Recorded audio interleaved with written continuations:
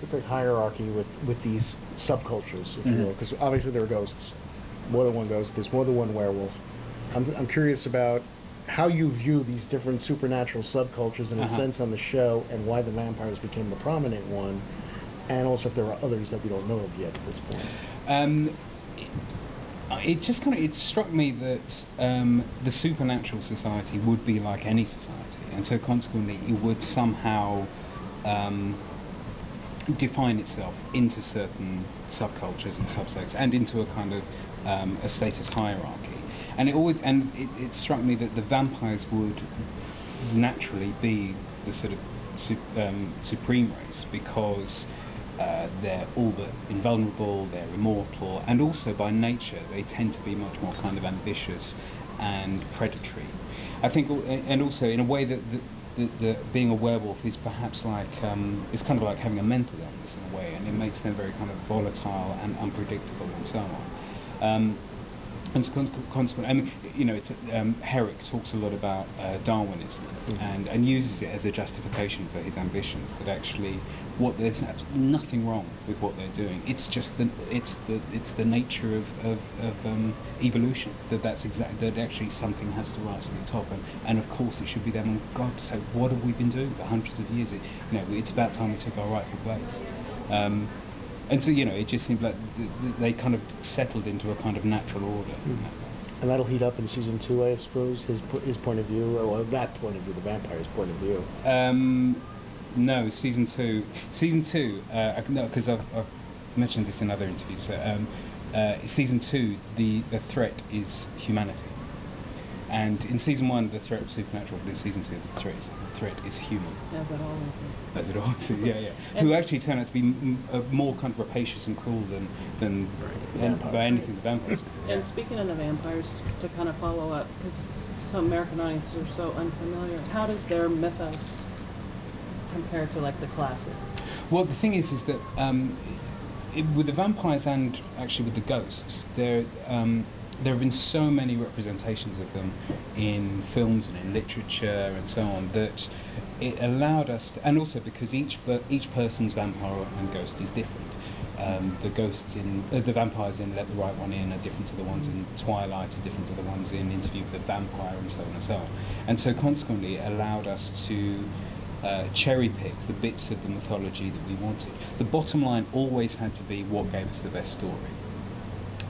But also sometimes it's the we deliberately choose the more difficult path, in as much as it's like very early on my producer Matt said to me, what are we going to do about reflections, and can the vampires in this be seen in movies or on film? And I said no, I don't think they can. I think that we should. I think that's another aspect that we should keep.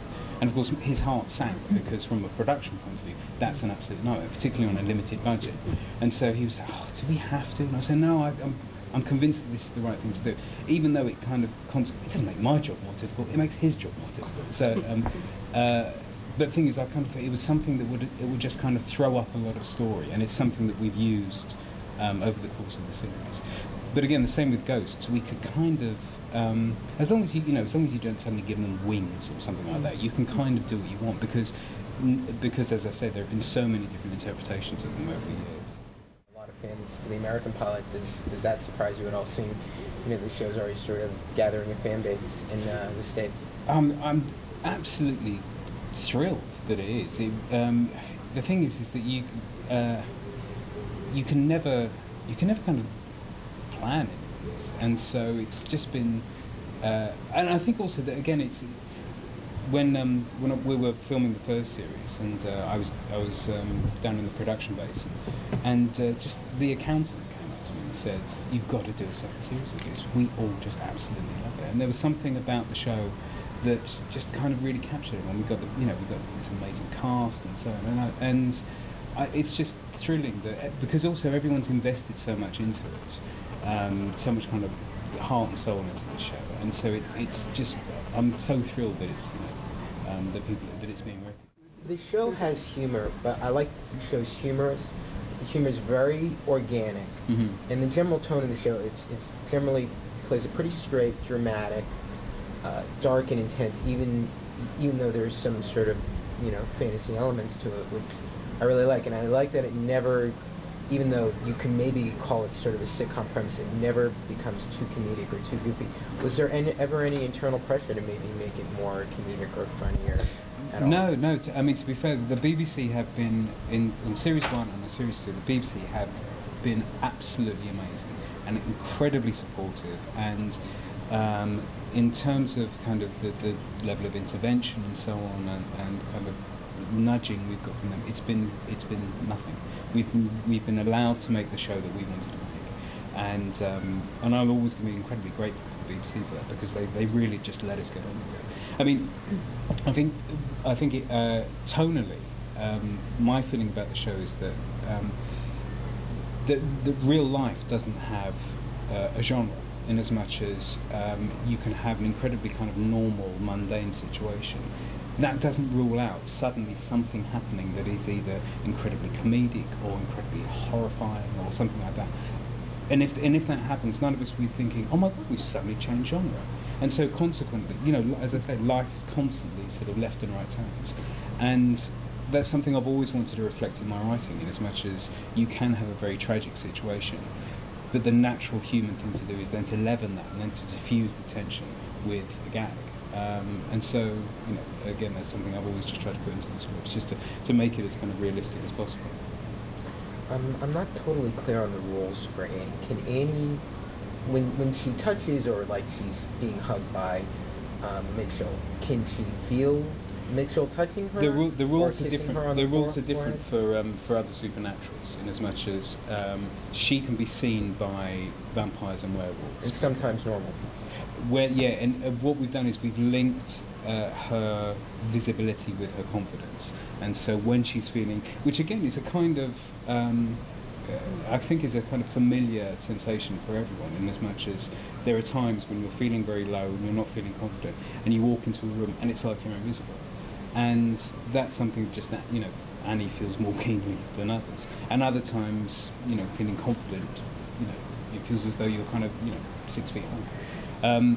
And again, that's something with Annie that, and so in terms of how she can be sort of touched or felt by the others. If they're supernaturals, then it's different. It's like seeing a normal person, but she's, for the majority of the time, she's invisible to normal folk. Okay, if she can make tea, which she does, if she can clean, how come she can't change her clothes?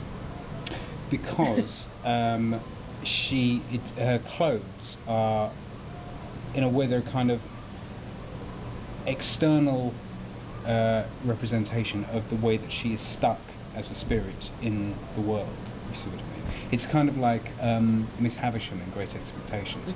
For her, the clock has completely stopped, and so she's still in the, Miss Havisham still in her way. But I just was trying to figure out if there was a way. I mean, granted, she was fortunate enough to have died in something comfortable that still looked good.